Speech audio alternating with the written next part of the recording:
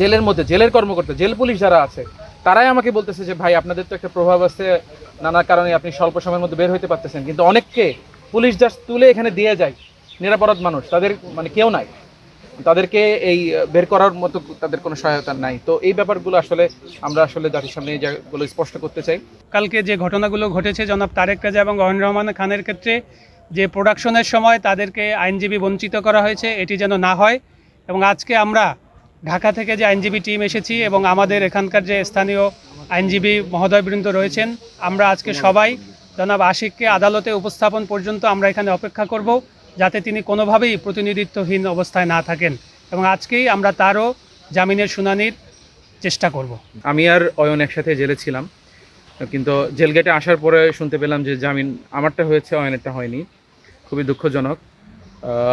কালকে যখন আমরা বিকাল 5টা পেরিয়ে গেল এবং পেরিয়ে যাওয়ার পরও যখনও অয়নকে কোর্টে প্রডিউস করা হলো না, তখন এটা যেটা মুসা ভাই বলছিলেন যে আন্তর্জাতিক আইনের পরিপন্থী, মানবাধিকার পরিপন্থী, সেটার বিপক্ষে আমি একটি সংবাদ সম্মেলনে ডাক দিই, এবং ডাক দেওয়ার পরে সেখান থেকে আমি সংবাদ সম্মেলন করতে গেলে সেখান থেকে পুলিশ আমাকে অ্যারেস্ট করে।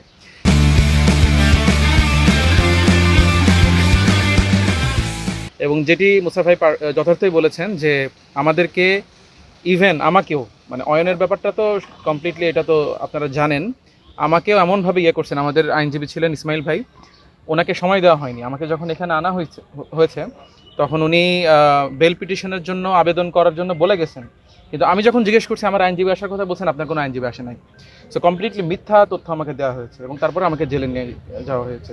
তো আমি এই যে ঘটনা, এটা তো হচ্ছে আমাদের সাথে, এটা জাস্ট বলা যেতে পারে খুব কমই হয়। তো সেখানে সাধারণ নাগরিকদের অবস্থা যে কতটা করুণ এবং তাদেরকে কতভাবে আজকে জেলের মধ্যে জেলের কর্মকর্তা, জেল পুলিশ যারা আছে, তারাই আমাকে বলতেছে যে ভাই আপনাদের তো একটা প্রভাব আছে, নানা কারণে আপনি স্বল্প সময়ের মধ্যে বের হইতে পারতেছেন, কিন্তু অনেককে পুলিশ জাস্ট তুলে এখানে দিয়ে যায়, নিরাপরাধ মানুষ, তাদের মানে কেউ নাই, তাদেরকে এই বের করার মতো তাদের কোনো সহায়তা নাই। তো এই ব্যাপারগুলো আসলে আমরা আসলে জাতির সামনে এই জায়গাগুলো স্পষ্ট করতে চাই। আমাকে শারীরিকভাবে লাঞ্ছনা করা হয়নি, তবে যখন আমাকে অ্যারেস্ট করা হয় তখন আমার সাথে অবমাননাকর আচরণ পুলিশ করেছে।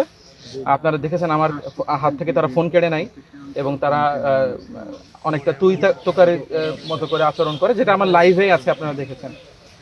এবং লাইভটা শেষ হওয়ার পরেও কিছুটা আমাকে যখন পুলিশের গাড়িতে তুলে দেওয়া হয়, আমাকে পিছন থেকে অনেকটা মানে অবমাননাকর ভাবেই পেছন থেকে ধাক্কা দিয়ে যে ওঠ গাড়িতে ওঠ, এই টাইপের একটা ব্যবস্থা। আমি তো উঠতেছি, আমি তো কমপ্লিটলি তাদের সাথে কোঅপারেট করতেছিলাম, স্টিল কোঅপারেট করার পরেও যে এক প্রকার ফোর্স বিহেভিয়ার আমার সাথে করা হয়েছে, সো এটা অবশ্যই নিন্দাযোগ্য।